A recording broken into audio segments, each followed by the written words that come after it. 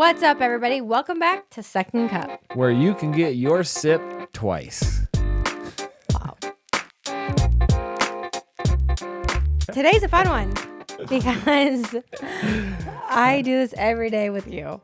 Today's a fun one because we have my best friend, Mallory Ervin, and her husband, Kyle Dimeola.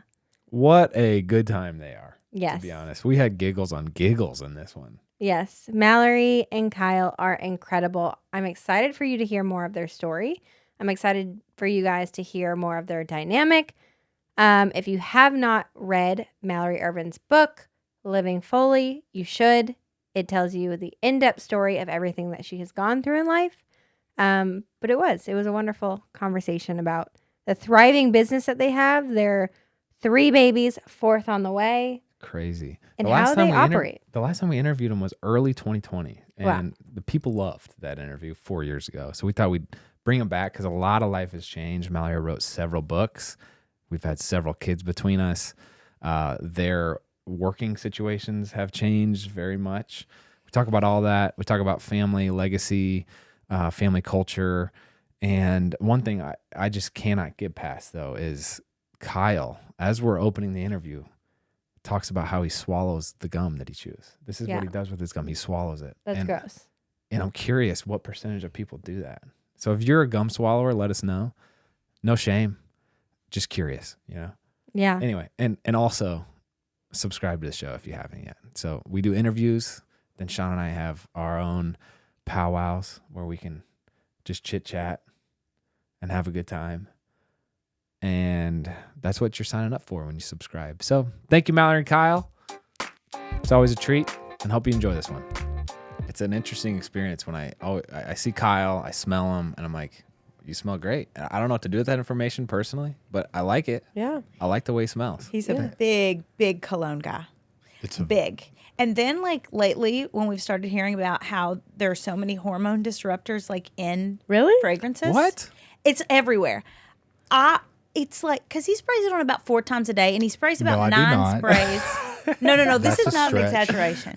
He sprays about, like, I'm going to record it for you next time when he doesn't know, maybe like 7 to 10 sprays every time. Before he goes to the gym, before he goes to Corner Pub, before he goes out the door, he sprays. Pre-gym perfume? Well, it's just a light spray on the chest He of likes to something that smell I himself. like to smell. Oh. When I'm running, I just like to smell something that I like to smell. Yes. I dig And there's it. some people in the YMCA that don't smell that great. So, And it's not you, though. no. You're it's- not one of it's- those no, people. Never. Did you wear I a like- perfume in the Olympics? No. Were you allowed? Yeah. But I was also I was 16. Yeah, I didn't know if you sprayed like Victoria's Oh, Secret Angel probably. Scent. Or it was like Daisy. Yeah, Daisy. Marc Daisy. Jacobs Daisy. Curve sure. was a cologne back in the day for guys. Curve. Curve and Abercrombie Fierce. Oh, wow. Have you been wearing cologne for a long time? I have. I remember I was probably in elementary school. I'd go to my dad's bathroom, and he had one drawer. I'd open it, and it was full of all these colognes. Oh, this is where And you get that's it where, from. Yeah, and that's where it started. I just like them. Wow. Did Like you to tell them smell about good. our children now? Because it's become a problem. Or somebody bought Ford some Star Wars cologne, and now he No way. sprays one spray on them. Wait, that's before so school. Yeah, he's like, It's let's spray our extremely cologne. strong. Yeah, it's Star Wars cologne. Yeah, it's Hey, I think it's better to teach boys at a young age to like smell good, keep yourself yes, nice. Be clean. You Yeah. can be dirty, but be a clean dirty. Yeah. If Well, that makes sense. it's great your kids are wearing cologne. Yesterday we had people over, and we were all like getting ready to go to this event, and Jet comes out and says, "I need to pee." Pulls down his pants right there in the front yard, Yeah. butt out and everything, just pees right in the yard. So Yep. Yeah. we're a little ways off from the cologne phase, I think. We're not as refined. We're still in that stage too. Yeah, Yeah, they do They're- both. Yeah, I also don't want to out any of my children. However, I don't know if you guys have dealt with this. We have our first crush. Oh my god! I didn't know that would happen I know this the child fast. that is. I'm sure in my head. But like Oh my god! I got to witness it at the movie. And it was the cutest thing I've ever seen in my life. oh, that's sweet. But it was like mutually Wait, it? what? It's not one of my kids. no. So they're cheating on one of my kids. Oh my gosh, yeah.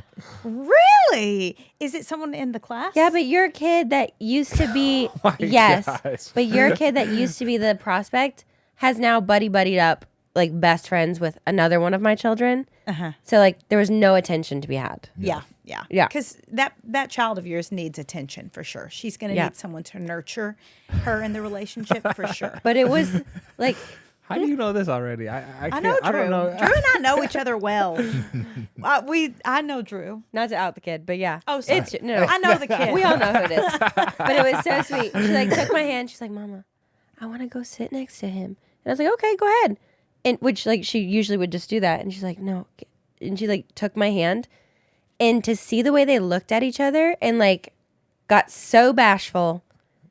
It was the freak me cutest out. Don't make it a thing thing. in the whole love story. world. Think about all that's changed though since the last time we interviewed you guys and sat down. Okay, so when was that? When? Yeah. That was years. I think that had to be 2019 Yeah. It was or before COVID. 2020. Was that pregnant with Shepherd maybe? I think that's right. Think about that. Or we had just had Shepherd. Okay, so 2019, let's rewind to 2019.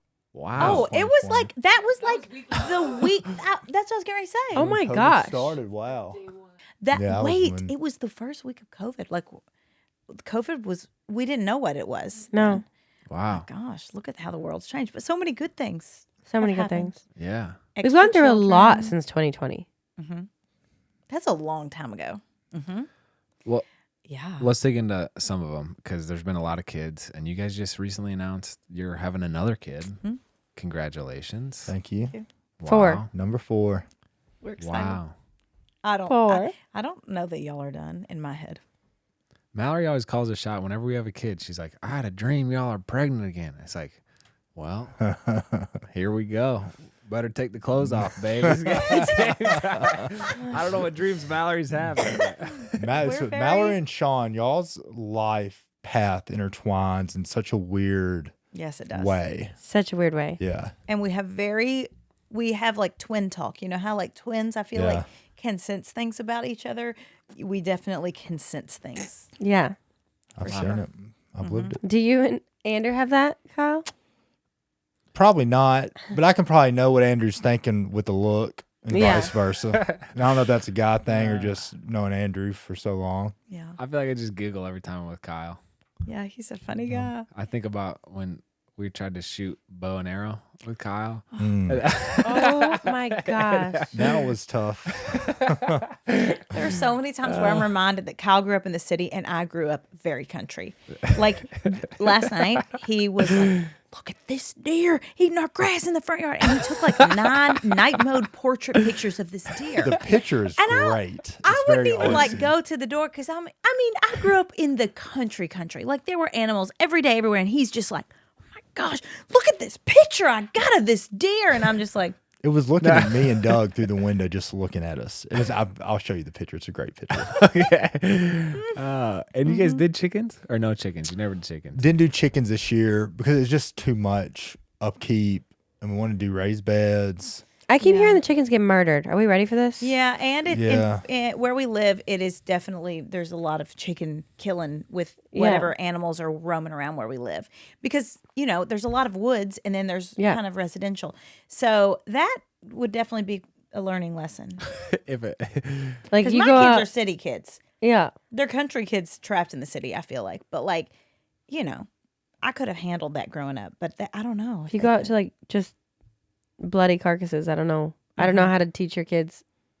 That yeah, just that would happens. be a tough lesson to be learned. But also, I have a really intense flower bed, and chickens eat flowers. So oh, I'd be the one cleaning the chicken house every morning, Yeah, and I don't want to do right. that right now at this stage yeah, You with would all these not. kids. yeah. Okay. You would not. What is your guys' dynamic at home? Okay, what dynamic with Man. kids? No, Just like lay out the picture for people of, because people see you guys on social media. Mm-hmm. So what is like a normal day look like? It's a great So question.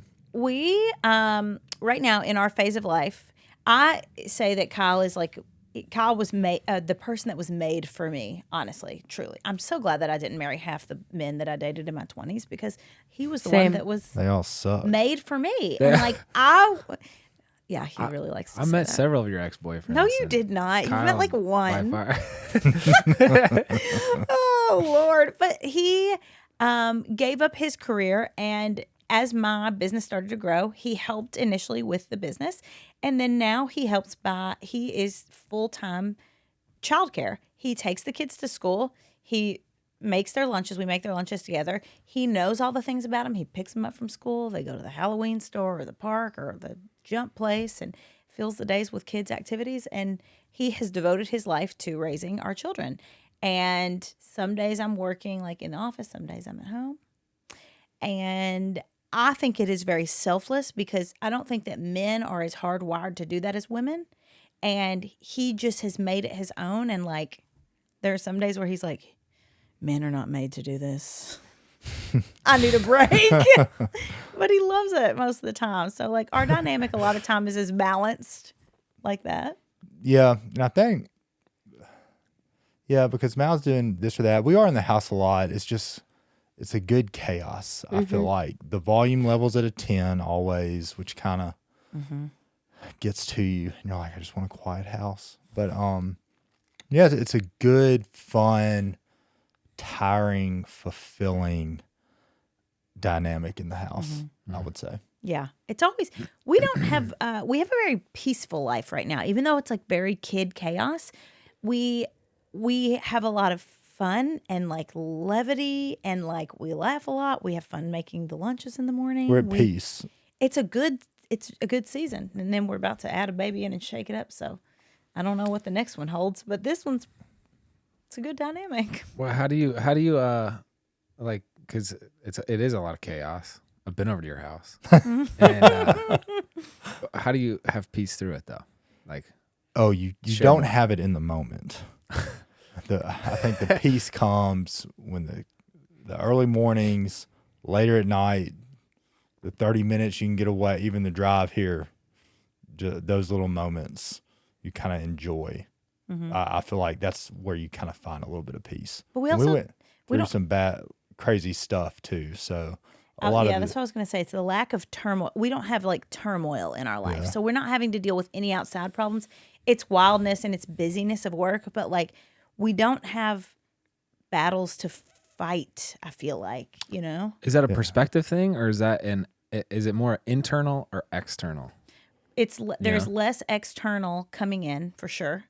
And we are better and wiser and more grounded and love each other in a different way in our relationship. And so it's internal too. So it's like a double whammy. That feels like a really good spot to be. We're just finishing this 16-week counseling thing, and it's all about the goal and the end point is peace. Yeah. Oh, but, really? But the way they That's achieve right. it is It was incredible. it's like it doesn't matter what happens to you, it's how you respond to it. So Yeah, then totally. how do you respond to it in the most peaceful or peace-giving way? And it's really interesting. It's like, wow, I guess like my coach used to always say, control what you can control. And it's like, really, it could be the same thing happening in two totally different responses to it. And one be peace, one be chaos. But Yeah, anyway, for sure. I'm just I curious. think it's a recovery thing too, that they always say like in the serenity prayer, it's like, God, help me to accept the things I cannot change. What is it? Something to control the things I Understand the can. Difference is the end. But Peace it's, and you know, wisdom maybe to you know could the write that in difference. text over because that doesn't I mean to know the things that I yeah. help me. You know what? I'm gonna look it up. Help God grant me the serenity to accept the things I cannot change, to something the things I can, and the wisdom to Wisdom know the and the difference. wisdom But know I the just difference, forgot yeah. that one critical word in the I think middle. it's Grant me no. serenity, accept the things I cannot change, courage to change the things Courage. I can, Yeah. wisdom to know the difference. So diving into like a deeper questions. Mallory, when you launched your book, I was so excited. I was like, finally, you're gonna actually share your story. Thanks. Knowing Mal since 2010, I got to see both of you live lives together, lives separate, and then lives back together. And you both went through so many ups and downs in life, found each other again, rebuilt everything from the ground up, have overcome so much. Mallory finally shared a lot about everything in your book and how people would always just say like, Mallory has the most perfect life. I was like, if you only you knew how strong her and her husband are. I think it's just so beautiful.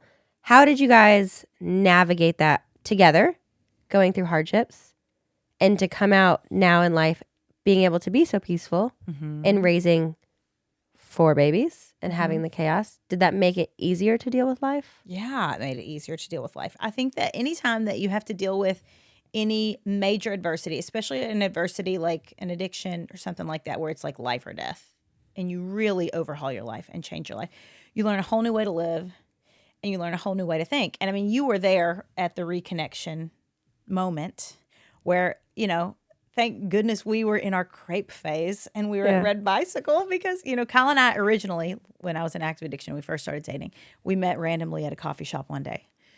You were also at that coffee shop when we got engaged, And then I went to treatment. Kyle and I had this really rocky road. I had a really tough time in my life. And Kyle and I broke up. It was the final straw. And I ended up going to a treatment center for like 6 months. A couple weeks after that, because I was out of control, addicted to prescription medication, and just my life was nothing. And it was really life or death. Came back, whole different person. Shawn and I are at this random coffee shop, and in walks Kyle. And the reconnection it's like you're dating a whole nother person, So it is. Shawn was giving me dirty looks. It was. When I walked in and tried to talk to Mallory, she didn't know she wasn't having it. She heard Mallory's versions of some things that went down. But go ahead. I didn't mean to interrupt. It certainly makes things different because we, when you have a crutch, especially one that gets out of control, anytime anything goes wrong in your life, it's like, oh my gosh, let me have a drink or let me take this or whatever to alleviate the pain and the discomfort. And you never really deal with your issues. And now I have no crutch. And so I have learned to deal better with things that come up and arise, because it will in life. And it just makes your life so much better when you don't brush things under the rug. And you constantly have to find peace when you live this way. When you guys reconnected and started dating again after meeting for the first time, that was the first time I met you.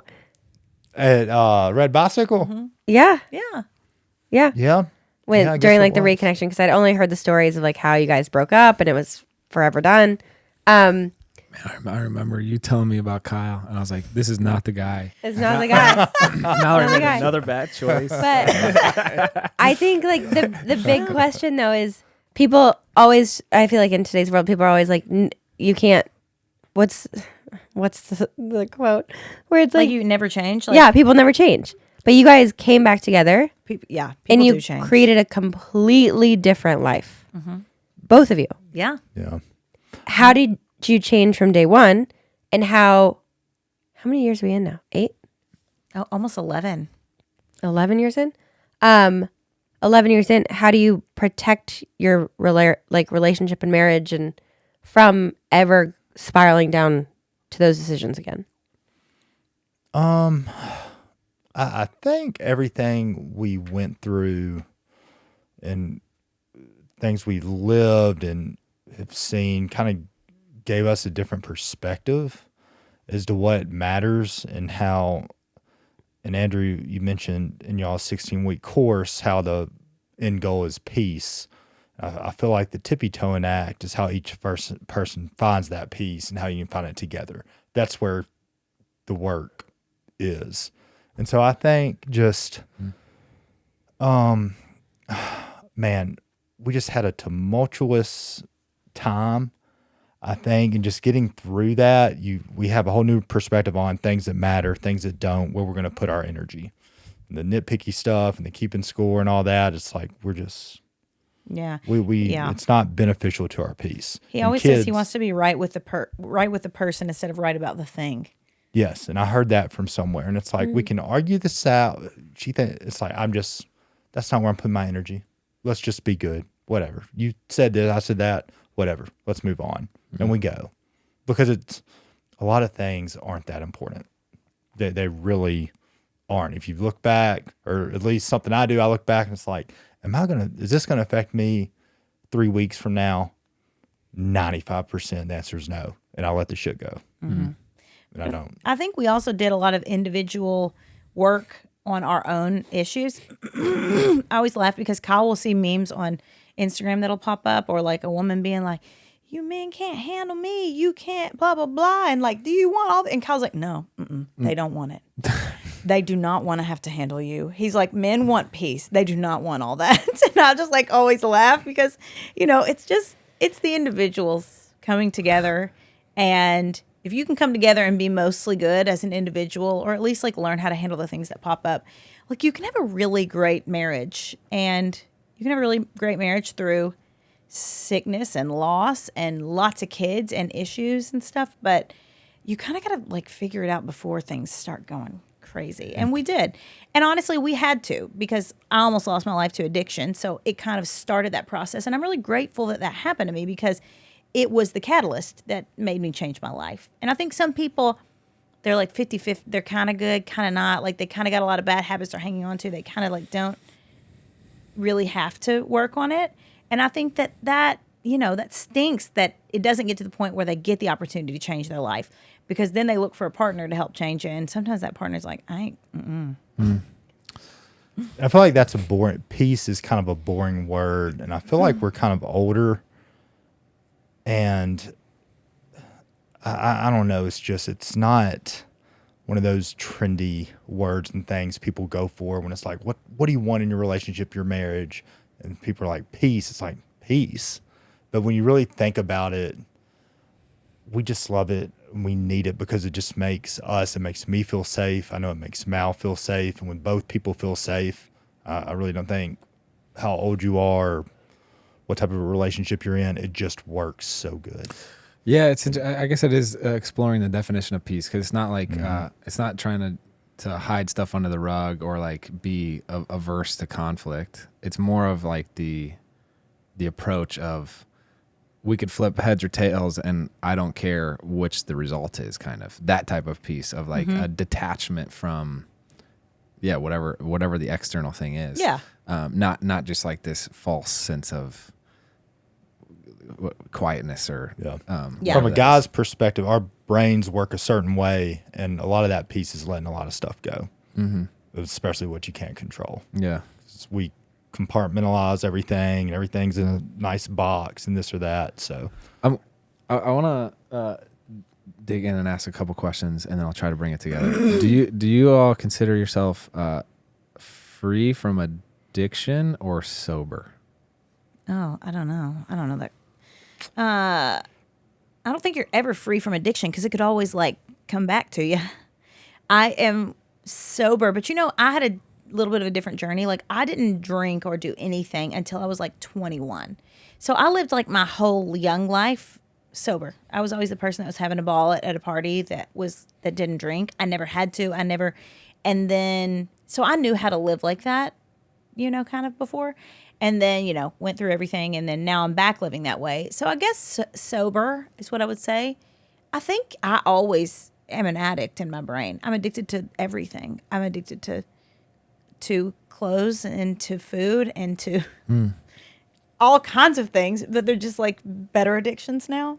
I mean, you saw my bag of water. Your purse has a purse on it. It's I've never seen that. Mal, I've never seen anybody. It's the most Mal thing ever. I'm addicted to like living a big life. I don't know. I'm not free from addiction. I just think that I'm addicted to better things than I used to be. Does it feel like a cloud though, like a gray cloud following you, or is it like you just like? Addiction feels like the best thing that ever happened to me. It really does. It changed my life. It changed my life, and it taught me a different way to live. And I never would have had the opportunity to do the work that I did that led me to that had I not had a major addiction in my life. I'm trying to just delineate, like, because I feel like addiction free. I feel like the Mal I knew versus the Mal I know, or like to Shawn's point, the Kyle we heard about versus the Kyle we know, totally transformed, like different. So the addiction free, it doesn't feel like it's an active part of your life. No, like that specific struggle that you were going through. Yeah, it's definitely not. It can't be. I don't think, because and they always say like one day at a time. That a lot of people say that, and I actually don't say that. I kind of am like, no, I'll never drink again. I will never use sleeping pills or whatever the medication was. I won't. I just have to say I won't ever do it. Everyone's like, oh, one day at a time. Like I can't think about tomorrow, and I'm like, oh no, I kind of got to be all or nothing with it. Like I'm just not going to do it. Yeah. So I have a lot of like different views about addiction. I feel like than a lot of people do, but it works for me. Yeah. I also, I'm your guys' marriage is like really, I think, cool to think about for me because of how long we've known each other partially. But I was thinking about it's like the biblical concept of the Trinity, and it's like you have the Father, the Son, and then this third thing, like the Holy Spirit, which I've heard described as like the relationship between God and Jesus. And that's kind of how like I think marriage was somewhat designed, where it's like you have Kyle, you have Mallory, and then this third thing. It's like a whole different entity. And it feels like when you were first dating, that third thing was like not that good for either of you. And then now, as you've kind of reconnected, you got married, that third thing has been phenomenal for you. And like your marriage, you've like figured out, everyone looks different. You know, people say that about marriages, but like you were super ambitious, I feel, and you are, and it's like, but the marriage has changed both of you, whether it be addiction or like your approach or how you spend your day to day. You might like, because we've talked a lot about ambition too, and I kind of want to touch on that with you. How have you reconciled that with the dad life? Oh man, that's a battle. That's almost every other daily battle. Just because, if I didn't have my parking company, worked on that for 6, 7, 8 years, I'd struggle a lot with just me personally watching the kids. But I think since I did that, kind of did it, learn, I feel more comfortable with this. And the more older guys I talk to, when it's like, what could you do again? What do you look back on? A lot of, there's a common thread of spending more time with their kids when they were in this phase. And so now it's hard. I'm not a woman, so it's not, I do have to check in on my patience and that, son, get up when they fall down, be sure to go over that nurturing thing. And my patience, I have to keep tabs on, but it's so rewarding to be able to do that. And I know when I'm 50, I'm going to look back and just thank God that I got to do this, because it is a short time. Well, I mean, we can go out and work, start more companies, and our 40s and 50s, that'll always be there, but this won't. So, and our oldest just started kindergarten. So that's a 5-day-a-week thing. That was a big change for me. I was kind of sad about it. But yeah. Yeah. That's cool. Yeah. It takes like a lot of this, like a certain type of restraint or patience. Yeah. I'm impatient I'm patient, but kids teach you things about yourself that you probably need to work on, or there's probably something there. And I think that's also been a cool eye-opening part of parenthood. But I love it. Thank you. Also, when he's 50, he's going to have an 11-year-old, so you won't be out of it yet then, so don't worry. Right. Yeah, that's right. Yeah. I'm learning later. I'm learning to keep my patience at church and not drag our kids out of church. Mal gets on to me about dragging them out. You can't say a cuss word in church, even if it's under your breath. Okay? Well, it wasn't a bad curse word. It was a bad curse word. Is there a good curse word and a bad curse Not word? in a church. I mean, well, okay, they're all bad, but some are more bad than others. And when your kid's raising hell in church, if you can't jerk your kid out of church to be good, where can you jerk them out of? Yeah. You're in church. I mean, maybe like it's your Walmart church family. or it's safe. Target or yeah. Well, that's interesting. You could say hell in church, I feel like that. Yeah, you can say that. That's not what he said, though. Okay. Yeah, that word's used a lot in church. That's not the one. Now, I'm not some big cursor in church. My kid was being a badass, and he had to get taken out of the church, and that's just what it was. Yeah, that's what it was. But I've gotten better at that. We talk about like the chaos and everything, but I do want to say, you guys have angels for children. Oh. No. Oh. They are amazing kids. You guys have really good kids. We have Drew is the sweetest. Yes. So she is Jet. They run up to our children and hug them, and our kids are so happy when they play with them. So I like our kids playing together too, because like there is no like when things go wrong, like you don't have to run up and be like, oh gosh, I'm so sorry that he hit him. Like I don't. It's just like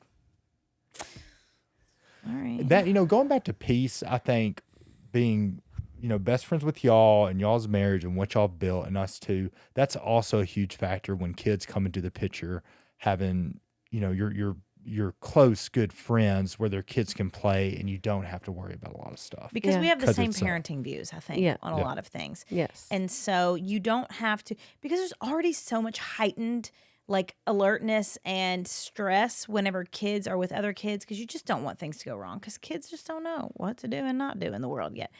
But when everybody's kind of like laxed about it and like, hey, we know he's going to run into this one. Yeah. We know how this is going to end with the spinning of the thing. We know, and everybody's just kind of like, whatever, we'll deal with it when it happens and it's Yeah. going to be fine.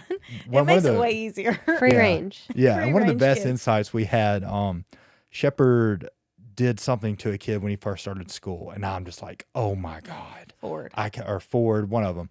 I'm like, oh my God, I can't believe this happened. You feel it in your whole body. We got to call their parents, this or that. And we talked to the mom, and she was so nonchalant. And she said, oh, no, that's okay. He probably deserved it. I was like, oh my There we God. go. Yeah. That just lifted such a weight off me. And I was like, that's how I want to parent. You need Yeah. to tell her that. She's the best. She's like, I probably deserved it. And I was just like, thank I was like, you oh Yeah. my God. for being like that. Because, Totally you changed know, my mind and my framework on how that interaction went. So Yeah. they're the best. That's fun. A lot has changed since we last sat down and interviewed, but what has not is our appreciation for y'all's friendship. It's been, honestly, Mal and Shawn, I feel like talk frequently. Yeah. I think. I don't know. Mal's the only But person Sean It's talks to. frequent. She don't even answer my text. don't When Sean talks, she's talking to Sean. glad I you like. said that. I know exactly who she's talking to on the phone. It's hilarious. Yeah. though. I think I call Mallory every day. You don't answer every day, which is totally fine. But I keep trying. You answer a lot. I don't answer anyone's phone. But she's still calls. bad at not answering. And I almost always Yeah. answer yours because I genuinely want to talk to her. Not that I don't want to talk to other people, but like I just genuinely would rather talk to you the most. And if Mal's a little flustered at work or has a lot going on, I'm like, you and Sean go do something. Yeah. Go do something. Yeah. So I know she came to the nail place last time and she didn't even get her nails done. I was like, I'll just come sit with you. I was like, you don't want to get them done. You need to get them done. Yeah. Oh, I you need to love- today too. Yeah. Because I feel like Shawn like really looks up to you. It's almost like an older sister. Oh wow. So, Thanks, and Andrew. An older sister, but we're the same exact age. We're not the same age. Andrew. We're not the same age, but we Oh, I'm sorry. Mallory, been glass through of a water. lot. I will say there's so many common things between us. Oh my gosh. I'm sorry. Shawn is not a little sister vibe to me. We're very Yeah. much more Yeah. twin I've, vibes. hey, that's good. I feel like she like looks up to you though, and like really reveres you in a way she doesn't with any other friend. So Well, thank you for that's that. Nice. And Kyle and That means a lot I coming agree from with her. that 100%. And Kyle looks up to me, so I'm glad yes. that. Literally and physically. I will say Oh. one little tidbit that I was thinking of when you were talking about like addiction, how you got through it. I will never forget you had come out of your addiction and come back to Nashville, and we became like best friends. And that's when I fell into mine. And I will never forget on our wedding day. I think it was like the week leading up to our wedding. You were the first person who ever said, in such a gentle and beautiful way, but you were like, yeah, you got a problem. You got to stop that. I was like, thanks. You know, some people you can catch on the road to things, and also like you are the strongest, the mentally strongest person and physically that I've ever met. And a lot of people can't stop it on their own, but I knew 100% you could. And honestly, there have been a lot of people that I've talked to about addiction and like the road to addiction that I was like, so here's the places that I would recommend for you. Every single other person, you are literally the only person that I've ever been like, get it together. You I got just it. will never It's forget okay. that. It's okay. That's great. One thing that has been fun, I'm just going back to your comment about being addicted to other things. Over the past little while, I love the family culture that you all have built. Yes. And sat down with several members of your family, your dad too. I know you and my dad are besties. But it's like I freaking love it, and I'm kind of building out a playbook similar to, or I'm trying to. That would be a great thing to do, similar to what he has. But it was hilarious. I don't think I told you this. Oh gosh. Apologies, Gary. But he was like, yeah, it's great. None of our kids are really like into stuff or materialism, except for Mallory. Yeah. Mallory. I was always the great example for them to be like, so don't do what she did. Whenever they were always training us about money, I was the oldest, so I got training the latest, and I was a great example. It is so funny when he said that, because That is so funny. he didn't mean it to be funny. He didn't mean it. It was just like a fact. It was like, yeah, Mallory's. Yeah. she She likes things. She does. She likes things. More is more to me. We like the things that matter, but like, I'm never going to be a minimalist. Like, even when it got trendy, I tried for like 2 days and I was like, I cannot live like this. I feel like I'm suffocating. Like, I'm a maximalist. We've got so much crap in our house that's overflowing. No, it's just like the bright colors and the extra things and like The bangles. it's just the way. My favorite is like your accountant trying to shut down the jewelry, and you're just like, Oh, I yeah. can't. They're like, so we're looking at some line items and the jewelry. When are we going to quit with the jewelry in the house, the like home decor? So There were when is a the few house other gonna line be items done? Mallory had to get under control. So one now selling we went myself from, on like- Charlotte tights. We went from having no money at all, like 7 years ago, like just really trying to pay our rent at Charlotte. We couldn't even Yeah. buy a house when we first got married. Then like our businesses did really well. So it's just, bangles are fun. I think something that your family has done so incredibly well, your dad, that I see you guys doing already, which we envy, and we literally like watch you guys and we're like, I want to do the same thing, is your family grew up with like so blessed. They So started blessed. They started out with nothing, and they built a big telecommunications family business. Big would be an understatement.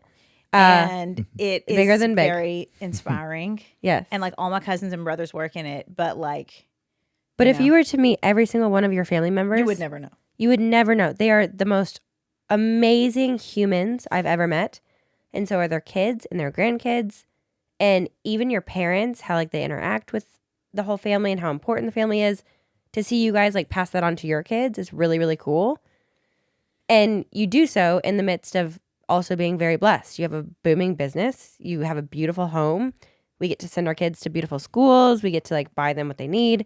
But yet, though wild, all of our children, they are really good kids. Like they have wonderful foundational like morals and values.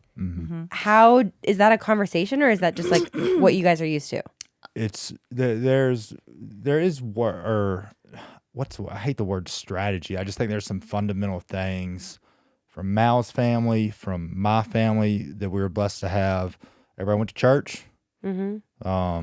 Whatever that looked like for your family. My dad was Catholic, mom was Baptist, so we Your did. parents are amazing. Yeah, they're I they're love your great. parents. Yeah, Funny. they're awesome, and so I think that and work ethic, working whatever that kind of looks like. I think those are pretty two big foundational things, and being lucky to keep the nuclear family together. Yeah. That's also big. It's a lot of work, but it's important, and I think there's something you hear. You're privileged to have a mom and a dad. It's also that mom and dad also, they've done a lot of work to keep the shit together, because anybody knows in a marriage, a long marriage, 50-year marriages, it's not, you just don't snap your fingers and you're on the same page for 50 years. Like you work at it. It is a privilege, but it is something that you work on. Yeah. And I think though, like, we're in a phase of life where I had a perfect example of this, because creating a successful business and creating a legacy and building things is a great thing to do. You can give back to the world. You can provide an amazing opportunity for your family. But when you become that person that has created a big business or wealth or whatever it is, I think that is a challenge in itself to be sure that your kids don't just throw their hands up and be like, well, like, you did this, so like, do I really have to? My dad did not give us anything. My dad did not. We got used cars whenever we, turned 16. We didn't know we were any different growing up, like as he was building his business. And they taught us to work really hard on our own. And we all individually created our own careers in all different ways. All my cousins are all different, but nobody got any handouts or asked for handouts because we were just taught a different way to live. And instead of your parents being a crutch to you in your own success, they become an inspiration. And I was like, I want to do what my dad did, not in telecommunications. Like, I was super bored with that. I was like, I want to do it in, creating a pajama line and holiday sweatshirts and and the day we were able to like buy this house that I'm in now and like sign the papers for that, like from essentially like the most successful business that I had was my sweatshirt business. And like the fact that I just felt like everything I was inspired about my family creating what they did, I was doing. And it's just really cool. And it's like, if your parents have been successful and they just give everything to you, it takes that opportunity away from you. And there's like nothing like creating that.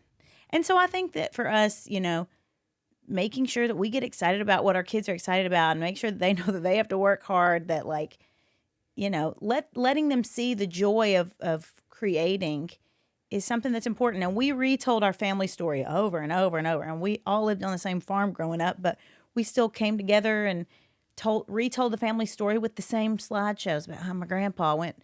They tried to have him declare bankruptcy 3 times when he lost the pigs and he lost the this and that. Like, everybody knows the stories. And we retold that family story over and over and over. And it was really intentional for us to like pass down our family legacy in a way that I didn't know anybody else that I was in college with that was doing that. None of my other friends were intentionally telling their family story and teaching kids different things, like teaching us how to be successful in life. Like, I knew about how important a credit score was, like really, really young. Like my younger cousins were learning about being entrepreneurs and stuff when they were like 7. It was just, that's part of our family legacy though, entrepreneurship. And I think that it's really cool that they did that. Yeah, I think that sounds passive when you say it's part of the family legacy, but what I've learned is like that's not at all. Like, y'all did classes and like it was like meetings of we're going to bring in an expert to talk about financial basics of credit scores and here's how you get a loan or like some whatever, things have all to the be stuff. intentional. Yeah. And I think that's really amazing that the resources your families gave you in the form of community, finances, habits, education weren't prohibitive, but they're actually like fuel for. I think it takes a while to like find your groove in life, but then once you did, it's like off to the races because all this backdrop that you have. Yeah, and they taught us a lot about sharing and saving really early too, and they taught us about save. And I have a lot of people in my family who have very jobs where they are at a capped salary and it's not something that they're ever going to make 6 figures or 7 figures or 8 figures. But we had the same lesson, like about saving and about sharing. It's just like on a different level. And like even fundamental things like that I think are valuable to teach to your kids, but also like examples to show to your kids. And you don't have to share, we don't share everything that we share and give on social media, but I do think it's important for your kids to see some of that. But also there are a lot of instances in my life where I saw something like happen at my school. Like I remember like when computers first came out and we got like 15 computers in our little Catholic school. My dad will probably kill me for saying this, but whatever. It was a long time ago, so who cares? And I like never knew. And I was just like, oh my gosh, like we got these computers and we were like the first ones to get these. And like come to find out like 20 years later, like my dad had purchased the computers, but he didn't tell any of us. Like he didn't, I mean, it's important to set that example, but it's also important to like give just to give, I think, and do when you can. And there are other ways to give if it is not monetary or a computer. I mean, they had us restocking shelves in our local like food pantry. And, we were in a very, very rural community and it was a lot of stuff like that too. So it was very intentional with my family. And so I wish that we could do it to that big of a level. But my dad was extremely dynamic, just like he was talking about his parents in that. And my grandpa was like the most dynamic person of What do you mean? all time. just, I mean, I feel like it's hard to describe him. Engaged or Just thoughtful? So joy-filled and happy and like vibrant. And he had the hardest life. Lost everybody. Like lost everything. And he just lived in a way that was so joy-filled. It's truly living fully. Yeah. I think he had such a hard life. That's kind of what made him have that perspective, that what's good, what's important, what's not, and how to live a life like that. Yeah, and anybody you would bring into his home, he would show so much interest in them. He would look them in the eye and he would ask so many questions, and he'd take them, make them drink the moonshine and make them fish for the albino catfish and make them, like, he just immersed everyone in this way that he lived, and everyone was obsessed with him. But at his funeral, everybody thought they were his best friend. Everybody like was his best friend. And I'm like, how are you 500 people's best friends in this community? Like, what kind of time does that take? And you also have 23 grandkids, 23 great grandkids, all these, he just was a different person. He was like a disciple. He was like Jesus. I mean, I shouldn't have started talking about that pregnant, but he was just, I don't know anyone else that's ever like lived like that. Yeah, that I've ever heard of besides it was him.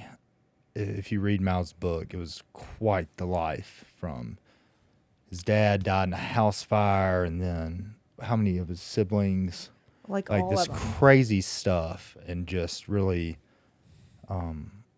created this just dynamic man.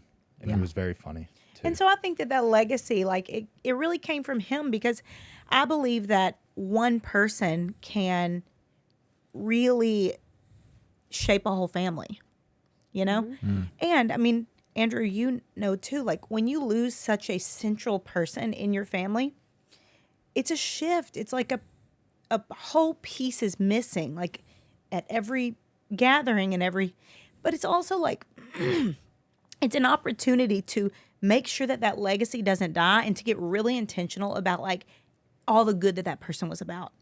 And so, while losing my grandpa definitely like, it feels like a hole when we go home now. It's just like, also when I'm making decisions in my life, I think about him, and I think about how did he live? How would I want to live that's similar to, like, it affects me in a different way because he's not here. I make different decisions. Yeah. I think that's beautiful. I think that's like the tension of grief, where it's this sadness. Yeah. But also it's like this inspiration of like, dang, this guy changed everything. Yeah. And I love that idea that one person can change a family. I think that's like the most hopeful, exciting thing that you could. It's like, okay, shoot, you didn't come from a good situation. Let's roll. Yeah. You could be the one then. You are the base of the family tree. It's just like, I think of people all the time, and they want to like write it off because they're like, oh, well, your family was successful, or, oh, you had a natural gift and you got to do the Olympics, or, oh, like, you had, and then they want to write themselves out of your story. And I'm like, you could have the most dynamic story of anyone on the planet. Like, that is my grandpa. He is the base of the family tree. He had such a terrible situation, and he was the first dirt poor. Like, he was the first generation that created all of these kids, that created like humongous things in the world, but also this incredible family that, like, I mean, he's just got legs everywhere now. And that was one person that did that. Yeah, that's cool. And it's just like, I don't know. Sometimes I feel like if I'm doing something wrong, I'm like, oh my gosh, I cannot like waste this part of my life. Like, I want to be like him. It's like, how can one person influence that many people? Some people are just so dynamic, but it's a choice. It's a choice. It's the way that they live. It's how they pay attention to people. It's the things they put value in. It's the joy-filled energy that they bring to every day. And that's something that I aspire to, and all of us do, because he impacted us like that deeply. And I know that you feel like that. Like, your dad was like it's very weird how, like, Shawn and I's lives are very intertwined. And my grandpa and your dad passed away like on the same day, I'm pretty sure, like a year later. And they were both like just these storied characters in our family history. And, you know, I feel blessed to kind of know when it was the end for my grandpa because we could all kind of prepare. And, you know, you did not have that luxury. But it's like I love it that you immediately started reaching out to my dad and being like, oh my gosh, I got to get this family legacy stuff lined up because he's gone now. And the further away that you get from them being gone, you start to forget the things. And the urgency of like keeping it alive isn't as strong. And it's just really awesome that you did that. And it's very much like your dad, I think. Well, it's fun. We just did this big family reunion in East Tennessee because it was like Yes, I know. I love your the dad cabin. They talked all about a said it. compound in Kentucky, I think it Uh-huh. was, that y'all would go to a retreat on. It's like we're gonna freaking do it, you know. But I do feel that to me there's a tension. I'm curious how you guys navigate this. As I've been digging into this and realizing like, oh my gosh, we have this amazing family. Why am I not? Why are we not back on the compound, or why are we not in Indianapolis? I think it's always going to be something in your mind. For some reason, we are planted here in Nashville, Tennessee. I'm a firm believer in bloom where you're planted because I think that tension can cause you to second guess everything. But we definitely, whenever we go back to Kentucky, I think the same thing that y'all do when you go back to Indianapolis, you know? And I think that our compound in Kentucky is different than it was. You know, it was all of the kids and all the family. My grandpa was in the center. He's not there anymore. You know, all of the cousins are kind of spread all out. So what we've done is we've created our own version of that in Nashville as much as we can. And, you know, every 6 months we start looking at a piece of 200 acres and outside of Nashville, and they're like, come on, who's going to move on this with us? And we were talking about a storm shelter that we were going to build, remember, with my cousin Mitch. Oh, I was really And big into Doomsday He Bonkers. was big into Doomsday Did you see the Bonkers. one that was for sale? There's No. this. I'll send it to you. That might be the The one. different stories. Under, I think it's like 8,000 square foot bunker. Yeah. Anyway, we Oh can my talk about gosh, that later. yeah, that's bigger than our house. move But it. I was trying to we pitch were- the idea to my to Mal's cousin.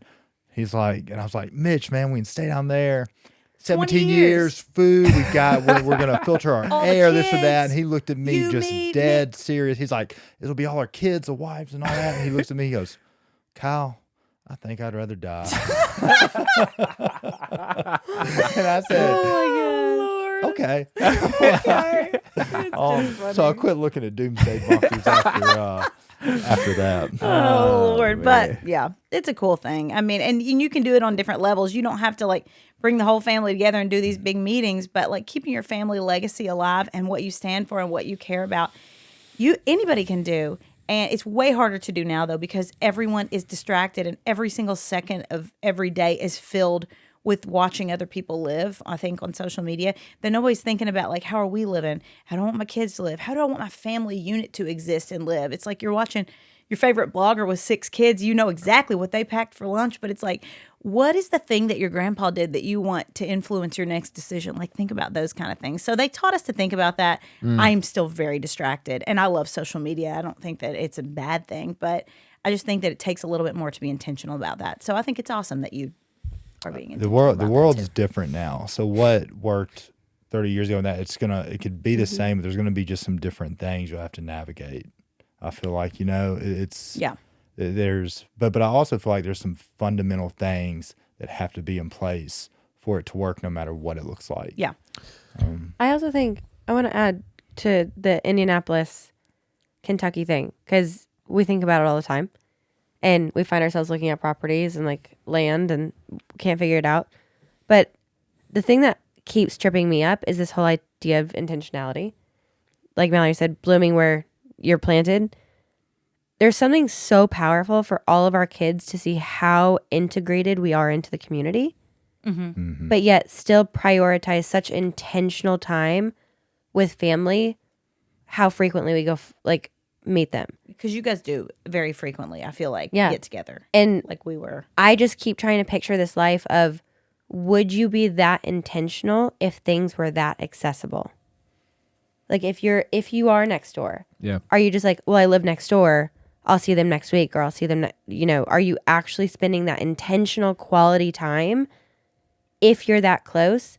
And are you getting the best of both worlds? Would you then sacrifice being super integrated in your community because you're next to your family?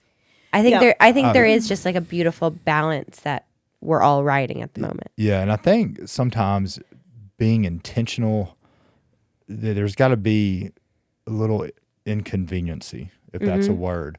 Like, It's not, but that's okay. I like the word. Is that a word? Inconvenience? You just added an EY on it, but that's Inconvenience. okay. I like it. Conveniency. It is, yeah. I wouldn't. Don't look that one up. I think we're safe that that's not a word. But it is like if you're intentional about it, it's like going to church on Sunday. If you would see our house some Sunday mornings, it's the biggest pain in the ass. We've already put out 3 fights. Sunday's yelling. She took her diaper off.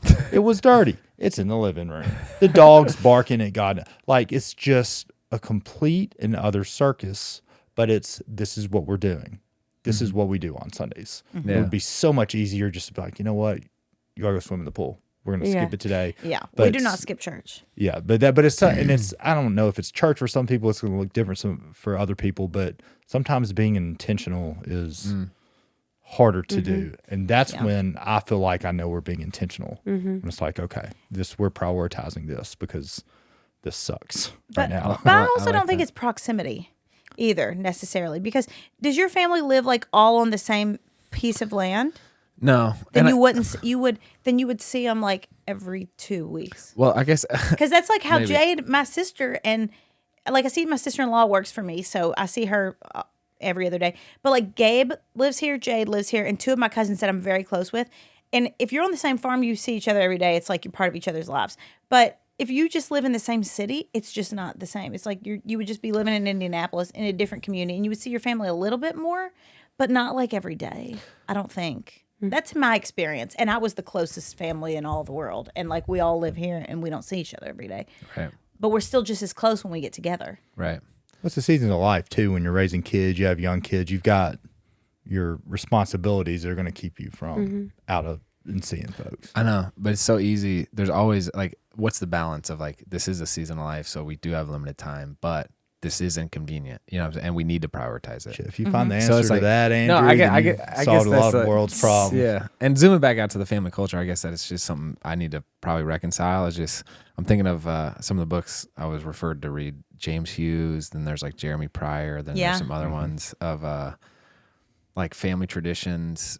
They're not going to look the same today as they did 50 years ago. But what's like the through line? And I think like doing family stories help preserve the core values of those things. So you recreating a compound vibe in Nashville by having people close looks different than what it was in Kentucky, but Yeah. still like the essence of it is there. Yeah. But And anyway. sometimes just going- trying to do it. Yeah. And like, we did some stuff wrong when we were trying to do this sometimes. So it's like, if you're like, okay, we're going to get together once a month, and then it ends up being more of a stressor than it does of bringing the family together, then you change it. I remember there was this one exercise that this advisor came in and he was like, you're going to stand in these circles. There was 6 people in each circle. We would mix up like cousins, siblings, aunts, uncles, grandparents, all this. And he's like, you're going to tell each other something that they could work on. And it went awful. It was so It kind of went off the it rails. went off the rails because we didn't talk to each other like that. Like we helped each other through things, but like it went really south. And then all of my whole family, it was really weird, all like banded against the advisor. And like the advisor was standing up and like wrapping up the thing. And like I remember one of my aunts raised her hand and she was like, so we don't do this. I know you think you know what we're doing here, but we don't operate like this. And whatever you just did not work with our family. Like people were crying. It was like really. Oh my God. so It was a like- good concept. I'm not sure it worked in that environment. It was more for like It's maybe an corporate- office environment or something. Yeah. It was just really. I laugh about Funny. things like that because like we tried so hard to do this that like sometimes it like gets a little like you might move back to Indianapolis and be like, this is terrible. Like, did we sell the house in Nashville or not? Like, you do some things wrong. And also it's like, I feel like I glamorize things in my mind because I remember the way that things used to be. And I'm just like, I got to create that in my life here and now. I got to have cousin dinners on a Wednesday night every 3 weeks. Or I'm always trying to beg people to go to the same school as like my kids so we can really like be together. But it's like I'm trying to make them fit into my life. I have to let them make their own decisions, and we have to just create it around everybody's busy lives, and we do that. I think that's an important stipulation. I like that. This was helpful for me. I appreciate it. I think it's not necessarily what works for you, like what family traditions work for you. It's what works for the family now. Yeah. It's not as like the group effort. It's not just about what's convenient to us, and that's Yeah. maybe like Gonna a helpful change. filter. Because like- everybody's like so different in my family, and everyone's different of all your siblings. Y'all are all very different. And so it's like the way that you feel and think about things and time and stuff, it's way different than Guy, way different than JD, way different than Christine, way You have different than Grant. spouses too that are not from a whole different. Yeah, Right. and some Yeah. of these Right, spouses so are like, you there's- guys are freaking insane. The way that you are so weird with each other. It's like, Yeah, there's some. Yeah, there's so many dynamics, and that's why it's hard, and that's why I don't feel like there's a playbook to it. You have to do what works for you, and just keep trying. yeah. I do think a common thread, though, that maybe everyone's missing as an outsider is family is obviously so important to all of us Yeah. that we're obsessed with this idea of should we move back to Kentucky? Should we move back to Indiana? Would it bond our family even closer, even though our families are so incredibly close and we care so much about each other? I think that's what your grandpa and your dad did, is like you instilled this obsession of passing it on no matter what. So we're just obsessed with like making sure it's perfect. Yeah, and that's a good thing. That's a healthy. amazing. They always obsession. say like only good moms like worry about that they're good moms every Yeah. day. And I'm like, I love that. And only people that like really will pass down a legacy of something really great are the people that obsess over it like we're obsessing over it. I mean, the fact that so many people said we were absolutely insane for going on a family reunion with 68 people. They're like, it's going to be miserable. And we all had an absolute blast. And isn't it sad too that culture thinks of family and family get-togethers as like a like, because it's just family can be so beautiful. And yeah, there's going to be some black sheep, and there's going to be some crazy ones, and there's going to be some that go to prison. But that's and, like, what makes it fun. yeah, you know, That's why that X factor. I mean, you sometimes can't make them all the same. Yeah, it is. I mean, there's so many things in family dynamics, and there's so many people with broken families and this or that. But I don't know. I just feel like now in 2024, sometimes to move forward, you do have to kind of do things from the past. Yeah. The family reunions are great. Big family emphasis. Church. Some things from way back that people think are weird now. I don't think. I think if you revert back to those, a lot of other things will be better off. Yeah, I agree. And it, like you said it a couple times, and I think it's very well said that like it's different. It's gonna look different in this day and age, and you know, Yeah. it is what it is. It's important not to be the end of the thing. Just make the thing, what is the current Yeah. edition of it. But The effort. It's Don't the sink effort. the ship. yeah, don't be the guy that Don't ends it. sink the ship. All right, we should, because fall's upon us, and there are a lot of family gatherings, but also there's a new line of In My Sundays. Is that right? A new Oh line? gosh, there's always a new line. We're always like coming out and selling something because I started a holiday sweatshirt business and we do holiday sweatshirts and hair accessories. That it's a passion I've always loved to celebrate. Shawn knows that. I love to celebrate big and do everything big, like the whole season and the decor and just everything about it.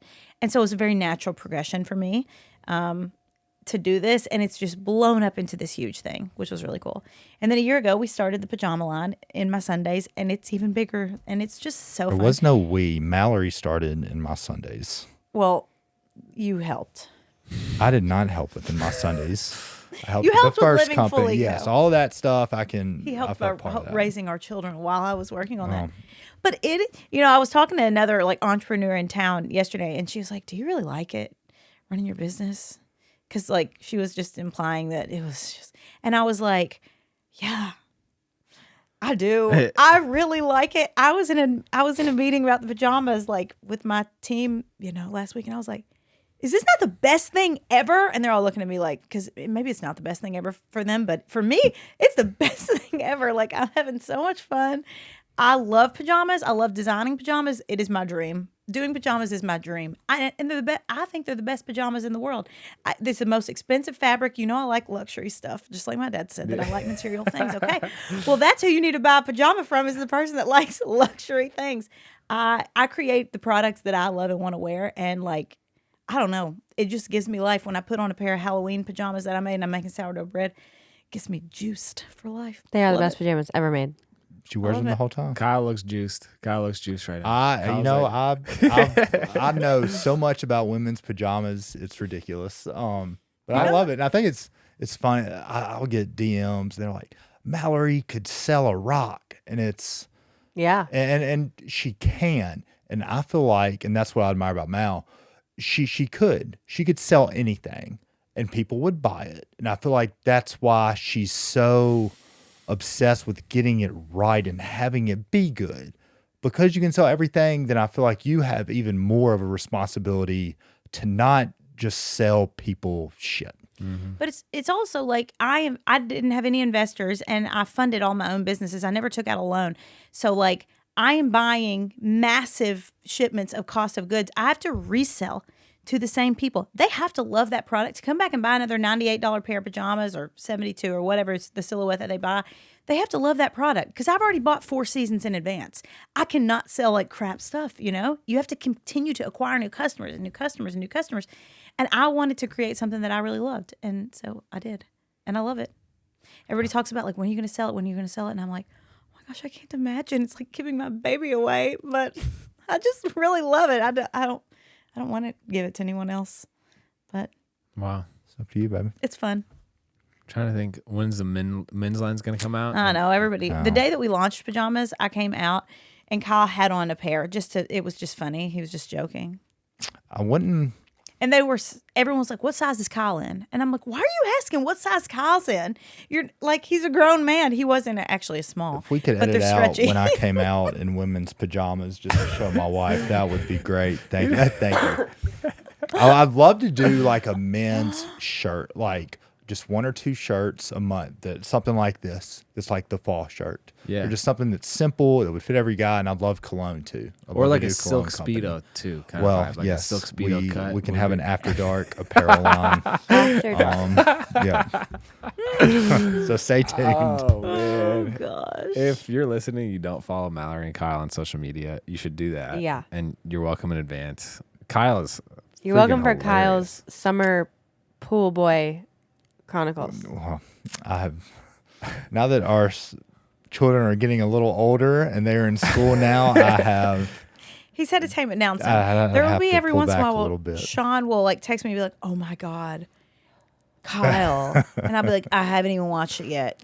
What did he say? So then I go back and watch it and I'm like, okay, these 4 things you can leave. That, take it down. I let him live his life. He's on a very long chain. Okay. But there are But a certain chain, things nonetheless. that I'm just like, do you want the principal to hear you say it's a public domain? Like, once you say that, it's out there forever.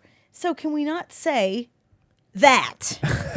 I've had to remind But- myself it's not just me and a friend talking in the living room amongst ourselves. It is going out to other A folks. lot of other people. So I'm doing. That's the thing my with us. best. It is very much what we show online is what we are in real It is. life.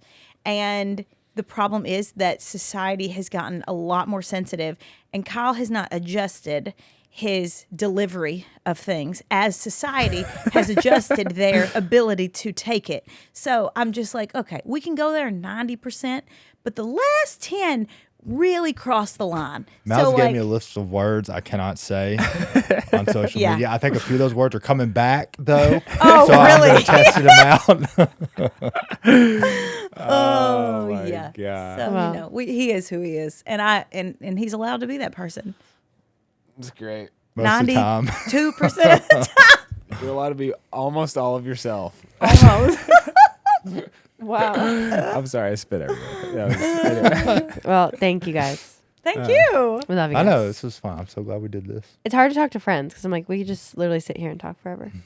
You feel like there's so much that's assumed and known I know. behind the scenes that it's just funny to like answer a question that you already knew the answer to. Yeah.